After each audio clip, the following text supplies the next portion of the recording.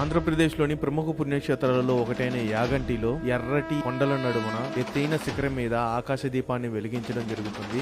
ఈ పూజను చేయదలిచిన భక్తులు దేవాలయ కౌంటర్లో 600 రూపాయలు రుసుము చెల్లిస్తే ఈ ఆకాశ దీపానికి వాళ్ళకి గోత్రనామాలతో వెలిగించడం జరుగుతుంది. ఇప్పుడు ఈ ఆకాశ దీపాన్ని ఎలా వెలిగిస్తారో చూద్దాం.